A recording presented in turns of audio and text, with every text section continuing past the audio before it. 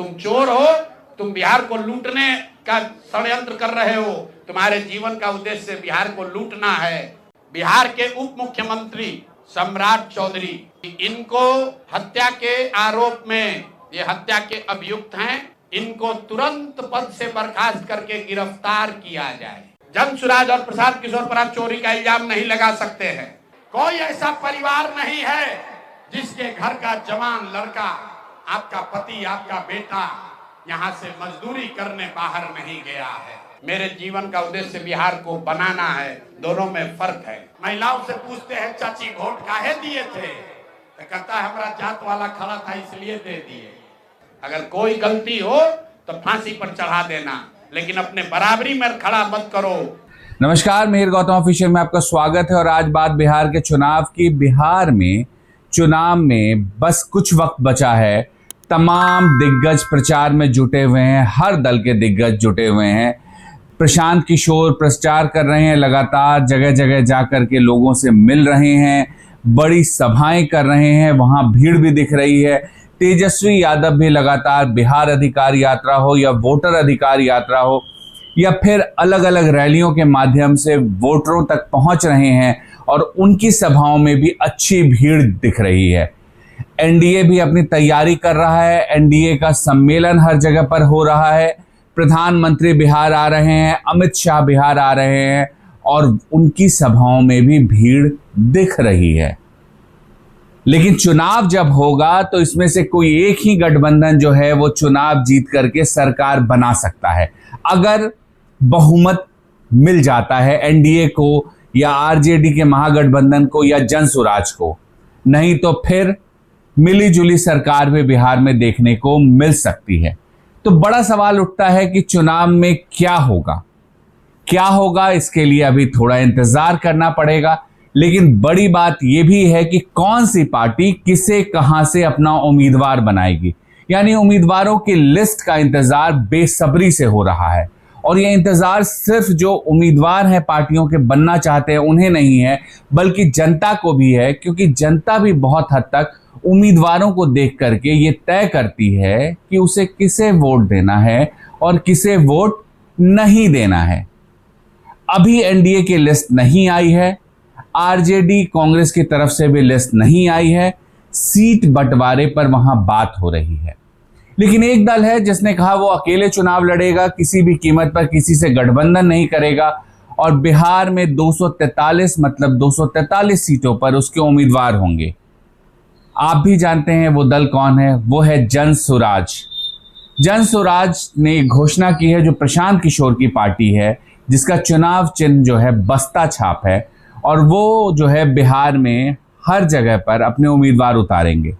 जनसुराज ने कहा था कि वो उम्मीदवारों की लिस्ट काफी पहले चुनाव से जारी कर देगा, जिससे कि उम्मीदवारों को भी वो वक्त मिल सके कि वो जनता के बीच जा करके अपना प्रचार कर सकें।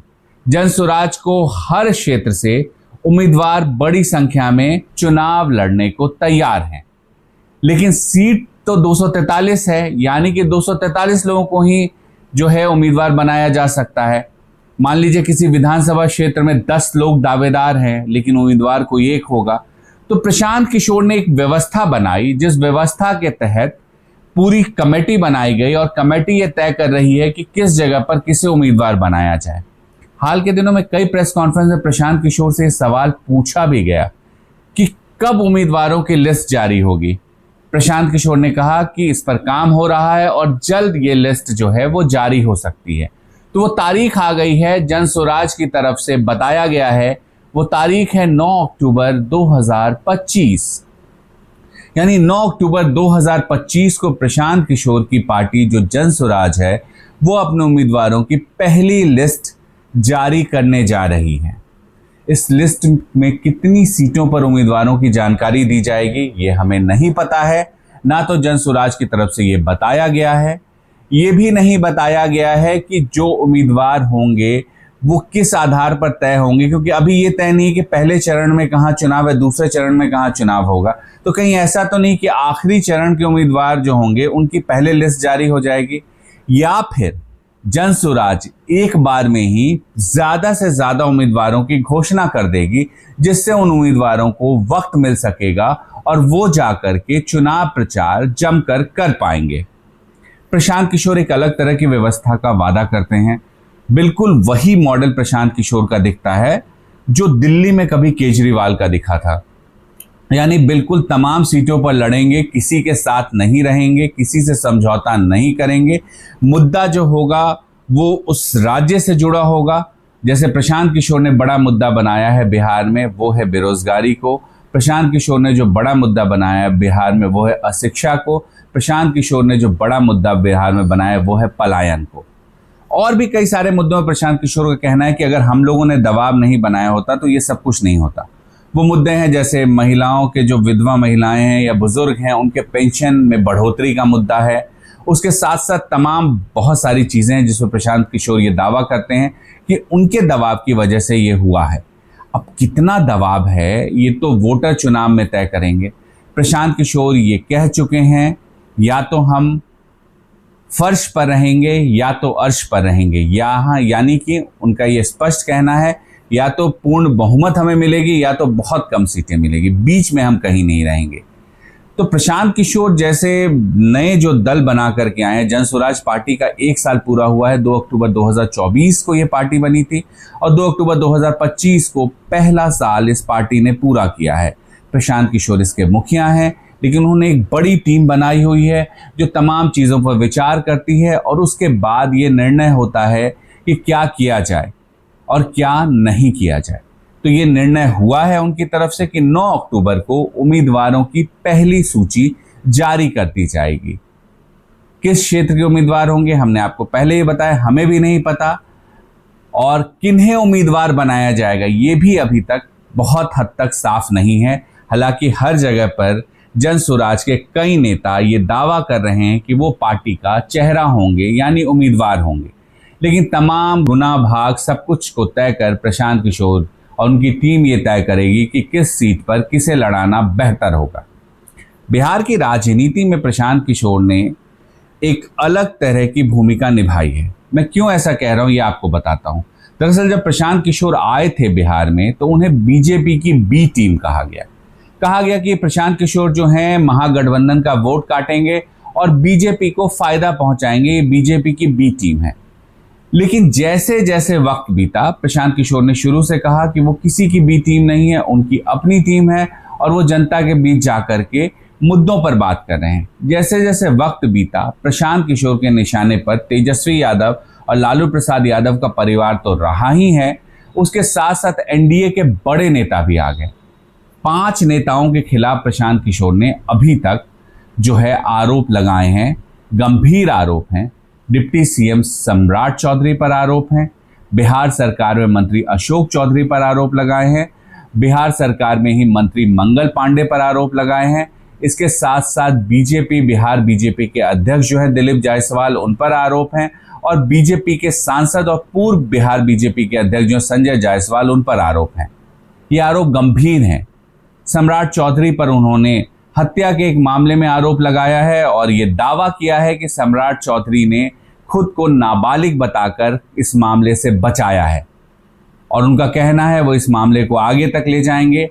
बिहार के उप मुख्यमंत्री सम्राट चौधरी, इन पर मेरा सीधा आपके माध्यम से सरकार को, बिहार के गवर्नर से, बिहार सरकार से, केंद्र सरकार से मेरा अनुरोध है कि इनको हत्या के आरोप में, ये हत्या के अभियुक्त हैं, इनको तुरंत पद से बर्खास्त करके गिरफ्तार किया जाए। क्यों किया जाए ये समझिए।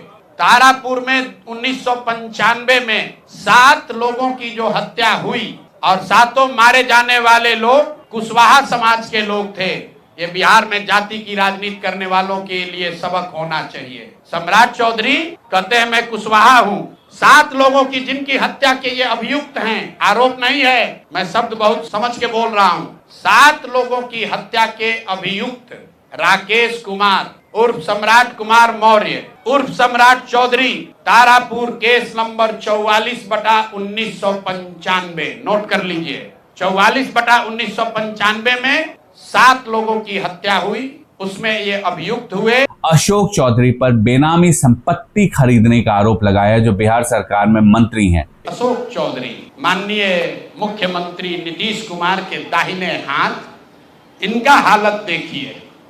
ये तो आदमी पूरे बिहार में रिकॉर्ड बना दिया भ्रष्टाचार का। हम लोग अभी तक सुनते आए हैं कि लालू जी बेनामी प्रॉपर्टी खरीदते थे, अब इनका देखिए बेनामी प्रॉपर्टी का हालत। ये दस्तावेज इतना है कि जैसा मुन्ना जी बता रहे हैं कि समेटते समेटते हम लोग थक गए कि भाई कितना भेजोगे। हमने अब कह दिया भाई अब और जमीन का कागज मत भेजो। भाई साहब के एक पीए हैं, पीए थे योगेंद्र दत्त, नाम याद रखिए। अशोक चौधरी के पीए योगेंद्र दत्त 2019 में अशोक चौधरी जी ने 34 लाख रुपया में योगेंद्र दत्त के नाम पर विक्रम में 1 एकड़ जमीन, करीब 1 एकड़ जमीन, 0.7 एकड़ 23 कट्ठा जमीन इन्होंने खरीदा। विक्रम में 34 लाख में जमीन खरीदा गया योगेंद्र दत्त के नाम पर, जो उस समय अशोक चौधरी के पीए थे। और तमाम लोगों पर अलग अलग तरह के आरोप लगाए हैं। यानी प्रशांत किशोर, जिन्हें बीजेपी की बी टीम कहा जाता था, अब उन्हें बीजेपी की बी टीम कहने में जो लोग कह रहे थे उन्हें भी संकोच हो रहा है। तो प्रशांत किशोर क्या करना चाहते हैं, एक बड़ा सवाल है। क्या वाकई जो प्रशांत किशोर कह रहे हैं उस व्यवस्था परिवर्तन के लिए वो काम कर रहे हैं, या फिर बिहार में उनकी वजह से किसी भी दल को बहुमत नहीं मिलेगा और बाद में वो किंग मेकर बनने के जुगाड़ में है। तीसरी एक बड़ी बात है, प्रशांत किशोर खुद भी घिरे हुए हैं, कई सारे आरोप विपक्षी भी उन पे लगा रहे हैं। क्या आरोप है ये भी जान लीजिए। प्रशांत किशोर ने के ऊपर आरोप लगाए गए कि उन्हें अलग अलग फॉर्मों से चंदा मिलता है। प्रशांत किशोर ने इस पर सफाई दी है। उन्होंने बताया कि उन्होंने पिछले 3 साल में कितने 100 करोड़ रुपए कमाए, उसमें कितना टैक्स दिया, जीएसटी के तौर पर कितना इनकम टैक्स भरा और पार्टी के फंड में कितने पैसे दिए। यानी प्रशांत किशोर ने जो उन पे चंदे को लेकर या जो उन पर जो आरोप लग रहे थे पैसों को लेकर के, उसका जवाब देने की कोशिश की है। जनसुराज और प्रशांत किशोर पर आप चोरी का इल्जाम नहीं लगा सकते हैं और आगे कोई कंफ्यूजन न करे, इसीलिए आगे कोई बात कहने से पहले हमने अपना अकाउंट जारी कर दिया। 241 करोड़ के इनकम का, उस इनकम पर भरे हुए जीएसटी का, उस पर दिए इनकम टैक्स का, और उसके बाद जो 98-98.5 करोड़ डोनेट किया पार्टी को, उसका। अगर कोई गलती हो तो फांसी पर चढ़ा देना, लेकिन अपने बराबरी में खड़ा मत करो। तुम चोर हो, तुम बिहार को लूटने का षड्यंत्र कर रहे हो। तुम्हारे जीवन का उद्देश्य बिहार को लूटना है, मेरे जीवन का उद्देश्य बिहार को बनाना है, दोनों में फर्क है। लेकिन जैसे जैसे अभी वक्त बीतेगा और चुनाव नजदीक आएगा तो हमला सिर्फ प्रशांत किशोर की तरफ से होगा ऐसा नहीं होगा। बीजेपी, जेडीयू और आरजेडी भी शांत बैठने वाली नहीं है। यानी हमला दोनों तरफ से होगा। अब यह जनता पर निर्भर करता है वो किसकी बात पर भरोसा करती है। आप भी इंतजार करिए पहली लिस्ट का जो जारी करने जा रही है जनसुराज।